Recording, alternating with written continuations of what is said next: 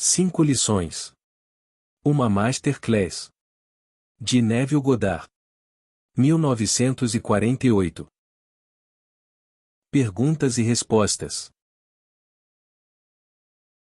1. Pergunta: qual é o significado da insígnia nas capas dos seus livros?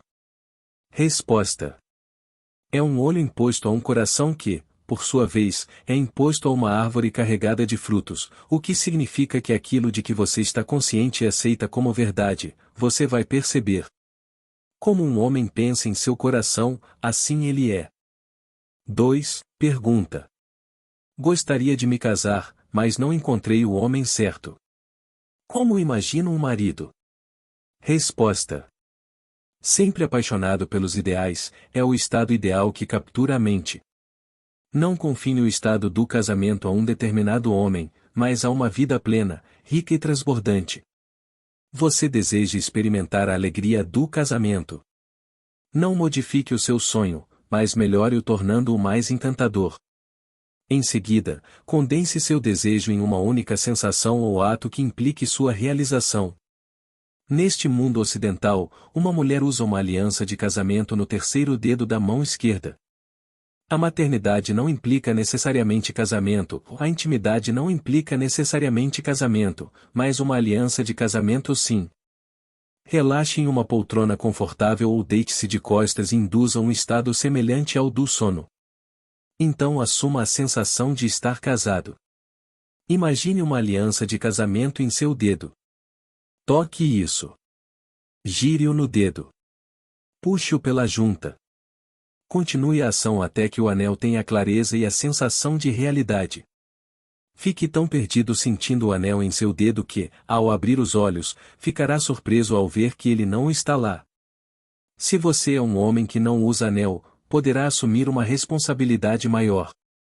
Como você se sentiria se tivesse uma esposa para cuidar? Assuma a sensação de ser um homem casado e feliz agora. 3. Pergunta: o que devo fazer para inspirar pensamentos criativos como os necessários para escrever? Resposta: o que você deve fazer? Suponha que a história já tenha sido escrita e aceita por uma grande editora. Reduza a ideia de ser escritor à sensação de satisfação. Repita a frase: não é maravilhoso? Ou obrigado, obrigado, obrigado, repetidamente até se sentir bem-sucedido. Ou imagine um amigo parabenizando você. Existem inúmeras maneiras de sugerir sucesso, mas sempre vá até o fim. Sua aceitação do fim determina seu cumprimento. Não pense em ficar com vontade de escrever, mas viva e haja como se agora fosse o autor que deseja ser. Suponha que você tenha talento para escrever. Pense no padrão que você deseja exibir do lado de fora. Se você escreve um livro e ninguém está disposto a comprá-lo, não há satisfação. Haja como se as pessoas estivessem famintas pelo seu trabalho. Viva como se você não pudesse produzir histórias ou livros com rapidez suficiente para atender à demanda. Persista nessa suposição e tudo o que for necessário para atingir seu objetivo rapidamente florescerá e você o expressará. 4. Pergunta: como imagino públicos maiores para minhas palestras? Resposta: posso responder melhor compartilhando a técnica usada por um professor muito competente que conheço. Quando este homem veio pela primeira vez a este país, ele começou a falar num pequeno salão na cidade de Nova York. Embora apenas 50 ou 60 pessoas assistissem à sua reunião de domingo de manhã, e se sentassem na frente, este professor subia ao pódio e imaginava uma vasta audiência. Então ele dizia para o espaço vazio: você consegue me ouvir aí atrás? Hoje este homem está falando no Carnegie Hall, na cidade de Nova York, para aproximadamente 2.500 pessoas todos os domingos de manhã e quartas-feiras à noite. Ele queria falar para multidões. Ele não era modesto. Ele não tentou enganar a si mesmo, mas construiu uma multidão em sua própria consciência, e multidões vieram.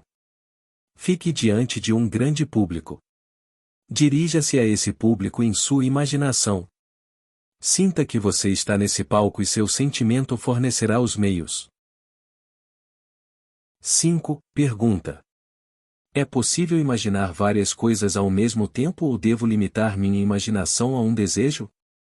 Resposta: pessoalmente gosto de limitar meu ato imaginal a um único pensamento, mas isso não significa que vou parar por aí. Durante o dia posso imaginar muitas coisas, mas em vez de imaginar muitas coisas pequenas, sugiro que você imagine algo tão grande que inclua todas as pequenas coisas.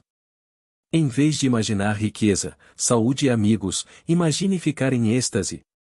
Você não poderia ficar em êxtase e sentir dor. Você não poderia ficar em êxtase e ser ameaçado com um aviso de desapropriação. Você não poderia ficar em êxtase se não desfrutasse de plena amizade e amor. Qual seria a sensação se você estivesse em êxtase sem saber o que aconteceu para produzir seu êxtase? Reduza a ideia de êxtase à única sensação. Não é maravilhoso? Não permita que a mente consciente e racional pergunte por quê, porque se o fizer, começará a procurar causas visíveis e então a sensação será perdida.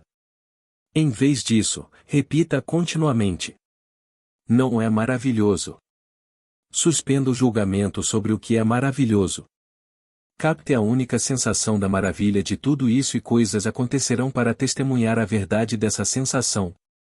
E eu prometo a você, incluirá todas as pequenas coisas. 6. Pergunta: com que frequência devo realizar o ato imaginal, alguns dias ou várias semanas? Resposta: no livro do Gênesis é contada a história de Jacó lutando com um anjo. Esta história nos dá a pista que procuramos, que quando a satisfação é alcançada, segue-se a impotência. Quando o sentimento de realidade é seu, pelo menos por enquanto, você fica mentalmente impotente. A vontade de repetir o ato de orar se perde, sendo substituída pelo sentimento de dever cumprido. Você não pode persistir em querer o que já tem. Se você assumir que é o que deseja ser ao ponto do êxtase, você não o deseja mais. Seu ato imaginal é tanto um ato criativo quanto um ato físico em que o homem se encolhe e é abençoado, pois assim como o homem cria sua própria semelhança, seu ato imaginal também se transforma na semelhança de sua suposição. Se, no entanto, você não atingir o ponto de satisfação, repita a ação indefinidamente até sentir como se tivesse tocado nela e a virtude tivesse saído de você. 7. Pergunta: fui ensinado a não pedir coisas terrenas, apenas crescimento espiritual, mas dinheiro e coisas são o que preciso. Resposta: você deve ser honesto consigo mesmo. Em todas as escrituras a pergunta é feita: o que você quer de mim? Alguns queriam ver, outros comer, e outros ainda queriam ser endireitados, ou que meu filho viva. Seu eu dimensionalmente maior fala com você através da linguagem do desejo. Não se engane. Sabendo o que você quer, afirme que você já tem, pois é um prazer do seu Pai dá-lo a você e lembre-se, o que você deseja, é o que você tem. 8. Pergunta: quando você assume o seu desejo, você tem em mente a presença constante deste ser maior, protegendo e dando-lhe a sua suposição? Resposta: a aceitação do fim determina os meios. Assuma a sensação de seu desejo realizado e seu eu dimensionalmente maior determinará os meios.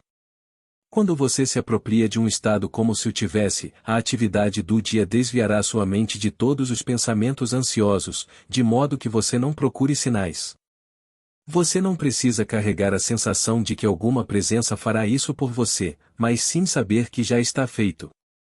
Sabendo que isso já é um fato, caminhe como se fosse, e coisas acontecerão para que isso aconteça. Você não precisa se preocupar com alguma presença fazendo algo por você. Quanto mais profundo e dimensionalmente maior você já fez isso. Tudo o que você faz é ir até o local onde o encontra. Lembre-se da história do homem que deixou o Senhor e estava voltando para casa quando encontrou seu servo que disse: seu filho vive. E quando ele perguntou a que hora isso foi feito, o servo respondeu: a hora 7ª. Na mesma hora em que ele assumiu seu desejo, isso foi feito para ele, pois foi na 7ª hora que o mestre disse: Seu filho vive. Seu desejo já foi concedido. Caminhe como se assim fosse, embora o tempo bata lentamente nesta dimensão do seu ser, ainda assim lhe trará a confirmação de sua suposição. Peço-lhe que não seja impaciente, no entanto. Se há uma coisa que você realmente precisa é de paciência. 9. Pergunta. Não existe uma lei que diga que não se pode obter algo por nada? Não devemos ganhar o que desejamos? Resposta. A criação está concluída. É um prazer do seu Pai dar-lhe o reino. A parábola do filho pródigo é a sua resposta. Apesar do desperdício do homem, quando ele volta a si e se lembra de quem ele é, ele se alimenta do bezerro cevado da abundância e usa o manto e o anel da autoridade. Não há nada para ganhar. A criação foi concluída na fundação do tempo. Você, como homem, é Deus tornado visível com o propósito de mostrar o que é, não o que deve ser. Não pense que você deve desenvolver sua salvação com o suor do seu rosto. Faltam 4 meses para a colheita, os campos já estão brancos, simplesmente enfiados na foice. 10. Pergunta. O pensamento de que a criação está concluída não rouba a iniciativa de alguém? Resposta. Se você observar um evento antes que ele ocorra, então o evento que ocorre deve ser predeterminado do ponto de vista de estar acordado neste mundo tridimensional. No entanto, você não precisa encontrar o que observa. Você pode, ao mudar o seu conceito de si mesmo, interferir no seu futuro e moldá-lo em harmonia com o seu conceito alterado de si mesmo. 11. Pergunta. Esta capacidade de mudar o futuro não nega que a criação esteja concluída? Resposta. Não. Você, ao mudar seu conceito de si mesmo, muda seu relacionamento com as coisas. Se você reorganizar as palavras de uma peça para escrever outra diferente, você não terá criado novas palavras, mas simplesmente terá a alegria de reorganizá-las. Seu conceito de si mesmo determina a ordem dos eventos que você encontra. Eles estão na fundação do mundo, mas não na sua ordem de organização. 12. Pergunta. Por que alguém que trabalha arduamente em metafísica parece sempre carente? Resposta. Porque ele realmente não aplicou a metafísica. Não estou falando de uma abordagem exagerada da vida, mas de uma aplicação diária da lei da consciência. Quando você se apropria do seu bem, não há necessidade de um homem, ou Estado, agir como um meio através do qual o seu bem virá. Vivendo em um mundo de homens, o dinheiro é necessário na minha vida cotidiana. Se eu convidar você para almoçar amanhã, devo pagar a conta. Ao sair do hotel, devo pagar a conta. Para pegar o trem de volta para Nova York, minha passagem de trem deve ser paga. Preciso de dinheiro e ele tem que estar lá. Não vou dizer. Deus sabe o que é melhor e sabe que preciso de dinheiro. Em vez disso, vou me apropriar do dinheiro como se fosse. Devemos viver com ousadia. Devemos passar pela vida como se possuíssemos o que queremos possuir. Não pense que porque você ajudou outra pessoa, alguém fora de você viu suas boas obras e lhe dará algo para aliviar seu fardo. Não há ninguém para fazer isso por você. Você mesmo deve prosseguir com ousadia em se apropriar daquilo que seu pai já lhe deu. 13. Pergunta. Uma pessoa sem instrução pode educar-se assumindo o sentimento de ser educada? Resposta. Sim. Um interesse despertado recebe informações de todos os lados. Você deve desejar sinceramente ser bem educado. O desejo de ser bem lido, seguido pela suposição de que você é, torna você seletivo em sua leitura. À medida que você progride em sua educação, você automaticamente se torna mais seletivo e mais discriminador em tudo o que faz. 14. Pergunta. Meu marido e eu estamos fazendo aula juntos. Devemos discutir nossos desejos uns com os outros? Resposta. Existem 2 ditos espirituais que permeiam a Bíblia. Uma é: não conte a ninguém, e a outra é: eu lhe disse antes que aconteça que, quando acontecer, você poderá acreditar. É preciso ousadia espiritual para dizer a outra pessoa que seu desejo foi realizado antes de ser visto externamente. Se você não tem esse tipo de ousadia, é melhor ficar quieto. Pessoalmente, gosto de contar meus planos para minha esposa, porque nós dois ficamos muito emocionados quando eles surgem. A primeira pessoa a quem um homem deseja provar esta lei é sua esposa. Disse que Maomé é eternamente grande porque a sua primeira discípula foi a sua esposa. 15. Pergunta: meu marido e eu devemos trabalhar no mesmo projeto ou em projetos separados? Resposta: isso depende inteiramente de você. Minha esposa e eu temos interesses diferentes, mas temos muito em comum. Você se lembra da história que contei sobre nosso retorno aos Estados Unidos nesta primavera? Senti que era meu dever como marido conseguir passagem de volta para a América, então me apropriei disso. Sinto que há certas coisas que estão no contrato da minha esposa, como manter uma casa limpa e bonita e encontrar a escola apropriada para nossa filha, então ela cuida disso. Muitas vezes minha esposa me pede para imaginar para ela, como se ela tivesse mais fé na minha capacidade de fazer isso do que na dela. Isso me lisonjeia porque todo homem digno desse nome quer sentir que sua família tem fé nele. Mas não vejo nada de errado na comunhão entre dois que se amam. 16. Pergunta: eu pensaria que se você ficar muito sonolento, haveria falta de sentimento.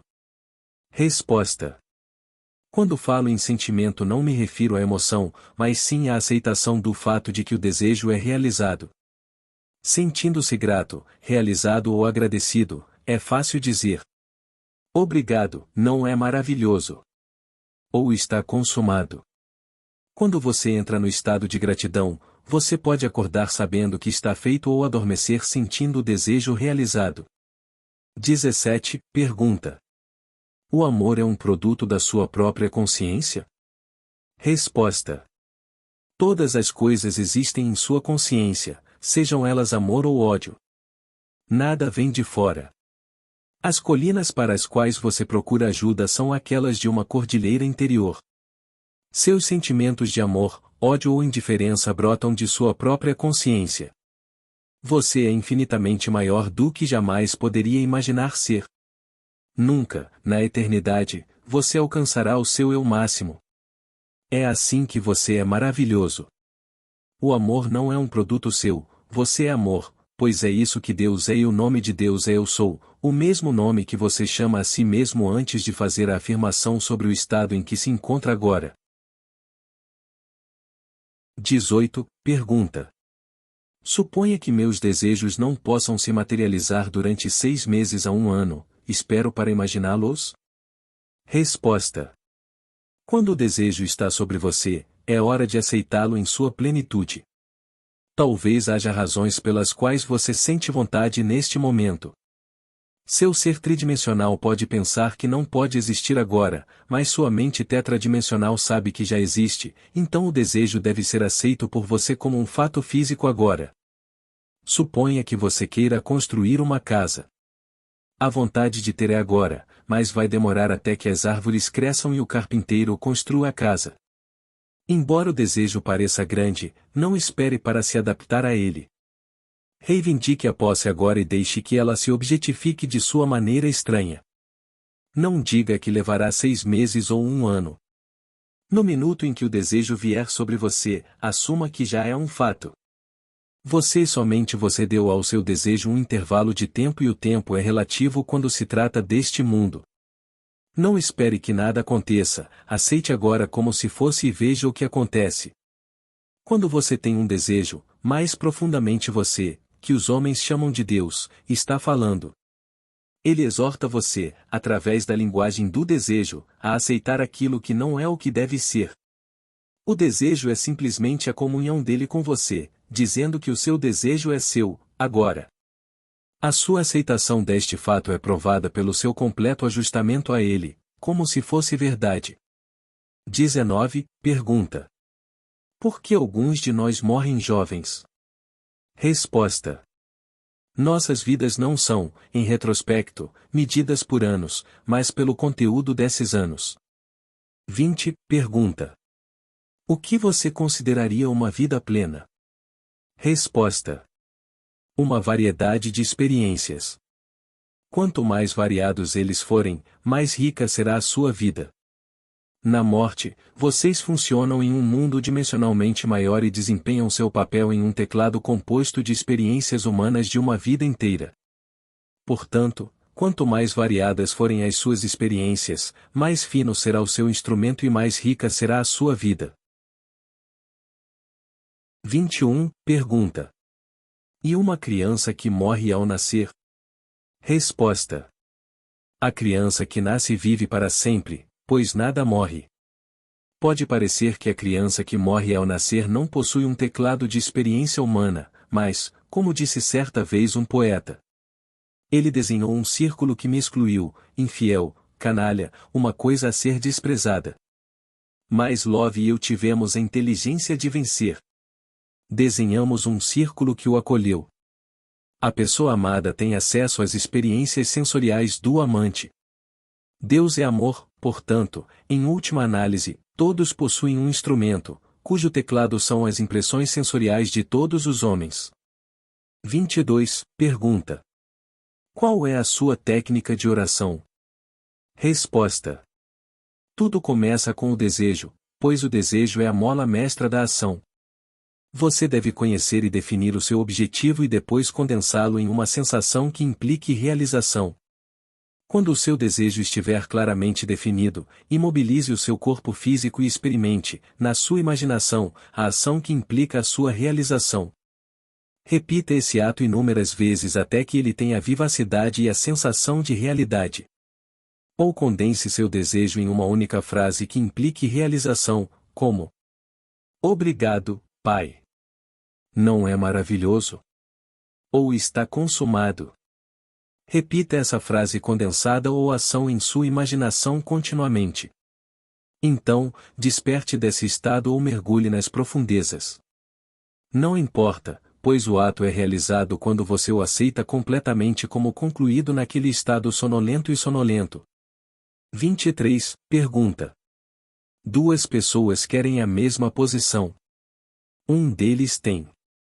O outro tinha e agora quer de volta.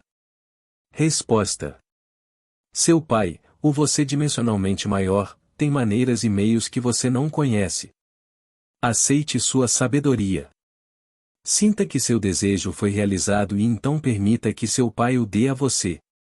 A atual pode ser promovida a um cargo mais elevado, ou casar-se com um homem de grande riqueza e abandonar o emprego. Ela pode ganhar muito dinheiro ou optar por se mudar para outro estado. Muitas pessoas dizem que querem trabalhar, mas eu questiono isso seriamente. Eles querem segurança e condicionam a segurança ao trabalho. Mas eu realmente não acho que a garota comum realmente queira acordar de manhã e ir trabalhar. 24. Pergunta: qual é a causa da doença e da dor? Resposta: o corpo físico é um filtro emocional. Muitas doenças humanas, até então consideradas puramente físicas, são agora reconhecidas como tendo origem em distúrbios emocionais. A dor vem da falta de relaxamento. Quando você dorme não há dor. Se você estiver sob anestesia, não sentirá dor porque você estará relaxado, por assim dizer. Se você sente dor é porque está tenso e tentando forçar alguma coisa. Você não pode forçar a concretização de uma ideia, você simplesmente se apropria dela. É atenção menos esforço. Somente a prática o levará ao ponto em que você poderá estar atento e ainda assim relaxado. Atenção é tensão rumo a um fim, e relaxamento é exatamente o oposto. Aqui estão duas ideias completamente opostas que você deve misturar até aprender, através da prática, como estar atento, mas não tenso. A palavra contenção significa atenção menos esforço. No estado de discórdia você é mantido pela ideia sem tensão. 25. Pergunta: não importa o quanto eu tente ser feliz, por dentro tenho uma sensação melancólica de ter sido deixado de lado. Por quê? Resposta: porque você sente que não é desejado. Se eu fosse você, presumiria que sou procurado. Você conhece a técnica. A suposição de que você é querido pode parecer falsa quando assumida pela primeira vez, mas se você se sentir querido e respeitado, e persistir nessa suposição, ficará surpreso com a forma como os outros irão procurá-lo.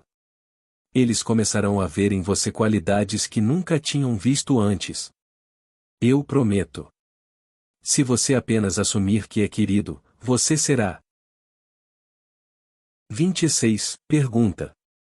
Se a segurança veio até mim através da morte de um ente querido, fui eu que provoquei essa morte? Resposta. Não pense nem por um segundo que você provocou a morte ao assumir a segurança. Quanto maior você não vai machucar ninguém. Ele vê tudo e, conhecendo a duração da vida de todos, pode inspirar o outro a lhe dar aquilo que pode cumprir sua suposição. Você não matou a pessoa que o nomeou em seu testamento. Se, poucos dias depois de você ter aceitado completamente a ideia de segurança, o tio John saiu deste plano tridimensional e lhe deixou sua propriedade, é apenas porque era hora de o tio John partir. Ele não morreu um segundo antes do tempo, no entanto. Quanto maior você viu o tempo de vida de João e o usou como forma de realizar o seu sentimento de segurança. A aceitação do fim determina os meios para o cumprimento desse fim. Não se preocupe com nada, exceto com o fim. Tenha sempre em mente que a responsabilidade de fazer isso foi completamente retirada de seus ombros. É seu porque você o aceita como tal. 27. Pergunta. Tenho mais de um objetivo. Seria ineficaz concentrar-me em objetivos diferentes em períodos de concentração diferentes? Resposta. Gosto de pegar uma ambição que me consome, restringi-la a uma única frase curta ou a um ato que implique realização, mas não limito minha ambição. Só sei que o meu verdadeiro objetivo incluirá todos os mais pequenos. 28. Pergunta. Acho difícil mudar o meu conceito de mim mesmo. Por quê? Resposta: porque o seu desejo de mudar não foi despertado. Se você se apaixonasse pelo que realmente deseja ser, você se tornaria isso. É preciso uma fome intensa para provocar uma transformação de si mesmo. Assim como o servo suspira pelas correntes das águas, assim suspira minha alma por ti, ó Senhor. Se você ficasse tão sedento de perfeição quanto o pequeno servo tem de água, que enfrenta a raiva do tigre na floresta, você se tornaria perfeito. 29. Pergunta. Estou pensando em criar um empreendimento comercial. Significa muito para mim, mas não consigo imaginar como pode vir a existir. Resposta. Você está isento dessa responsabilidade. Você não precisa tornar isso realidade, já é. Embora o seu conceito de si mesmo pareça tão distante do empreendimento que você contempla agora, ele existe agora como uma realidade dentro de você. Pergunte a si mesmo como você se sentiria e o que faria se seu empreendimento fosse um grande sucesso. Identifique-se com esse caráter e sentimento e você ficará surpreso com a rapidez com que realizará seu sonho. O único sacrifício que você é chamado a fazer é desistir do seu conceito atual de si mesmo e apropriar-se do desejo que deseja expressar. 30. Pergunta. Como estudante de metafísica, fui ensinado a acreditar que as crenças raciais e as suposições universais me afetam. Você quer dizer que somente na medida em que dou poder sobre mim a essas crenças universais, serei influenciado por elas? Resposta. Sim. É apenas o seu ponto de vista individual, pois o seu mundo está sempre testemunhando o seu conceito atual de si mesmo. Se alguém o ofender, mude seu conceito de si mesmo. Essa é a única maneira pela qual os outros mudam. O jornal desta noite pode ser lido por quaisquer 6 pessoas nesta sala e não há 2 que interpretem a mesma história da mesma maneira. Um ficará exultante, o outro deprimido, outro indiferente, e assim por diante, mas é a mesma história. Suposições universais, crenças raciais, chame-as como quiser, elas não são importantes para você. O que é importante é o seu conceito, não do outro, mas de si mesmo, pois o conceito que você tem de si mesmo determina o conceito que você tem dos outros. Deixe os outros em paz. O que eles são para você? Siga seus próprios desejos. A lei está sempre em operação, sempre absoluta. Sua consciência é a rocha sobre a qual repousam todas as estruturas. Observe o que você está ciente. Você não precisa se preocupar com os outros porque é sustentado pelo caráter absoluto desta lei. Nenhum homem vem até você por vontade própria, seja ele bom, mau ou indiferente. Ele não escolheu você. Você o escolheu. Ele foi atraído por você por causa do que você é. Você não pode destruir o estado que outro representa através da força. Em vez disso, deixe-o em paz. O que ele é para você? Elevem-se a um nível mais elevado de consciência e encontrarão um novo mundo esperando por vocês, e à medida que vocês se santificam, outros serão santificados. 31. Pergunta: quem escreveu a Bíblia? Resposta: a Bíblia foi escrita por homens inteligentes que usaram mitos solares e fálicos para revelar verdades psicológicas. Mas confundimos a sua alegoria com a história e, portanto, não conseguimos ver a sua verdadeira mensagem. É estranho, mas quando a Bíblia foi lançada ao mundo, e a aceitação parecia estar à vista, a grande biblioteca de Alexandria foi totalmente queimada, não deixando nenhum registro de como a Bíblia surgiu. Poucas pessoas conseguem ler outras línguas, por isso não podem comparar as suas crenças com as de outras pessoas. Nossas igrejas não nos encorajam a comparar. Quantos dos milhões que aceitam a Bíblia como um fato a questionam? Acreditando que é a palavra de Deus, aceitam cegamente as palavras e assim perdem a essência que elas contêm. Tendo aceitado o veículo, eles não entendem o que o veículo transmite. 32. Pergunta: você usa os apócrifos? Resposta: não no meu ensino. Tenho vários volumes deles em casa. Eles não são maiores que os 66 livros da nossa Bíblia atual. Eles estão simplesmente dizendo a mesma verdade de uma maneira diferente. Por exemplo, conta-se a história de Jesus, quando menino, observando crianças fazerem pássaros com lama. Segurando os pássaros nas mãos, eles fingem que estão voando. Jesus se aproxima e arranca os pássaros de suas mãos. Quando eles começam a chorar, ele pega um dos pássaros quebrados e o remodela. Segurando-o bem alto, ele respira e o pássaro levanta voo. Aqui está a história de alguém que veio para quebrar os ídolos nas mentes dos homens e depois mostrar-lhes como usar a mesma substância e remodelá-la em uma forma bonita e dar-lhe vida. É isso que esta história tenta transmitir. Eu venho, não para trazer a paz, mas uma espada. A verdade mata todas as galinhas lamacentas da mente, ou mata ilusões e depois as remodela em um novo padrão que liberta o homem. 33. Pergunta: se Jesus era um personagem fictício criado por escritores bíblicos com o propósito de ilustrar certos dramas psicológicos, como você explica o fato de que ele e sua filosofia são mencionados na história não religiosa e não cristã daquela época? Não eram Pôncio Pilatos e Herodes verdadeiros oficiais romanos de carne e osso naqueles dias? Resposta: e a história de Jesus é idêntica à do Salvador hindu, Krishna. Eles são os mesmos personagens psicológicos. Ambos deveriam ter nascido de mães virgens. Os governantes da época procuraram destruí-los quando eram crianças. Ambos curaram os enfermos, ressuscitaram os mortos, ensinaram o evangelho do amor e morreram como mártires pela humanidade. Hindus e cristãos acreditam que seu Salvador é Deus feito homem. Hoje as pessoas citam Sócrates, mas a única prova de que Sócrates alguma vez existiu está nas obras de Platão. Dizem que Sócrates bebeu cicuta, mas eu pergunto, quem é Sócrates?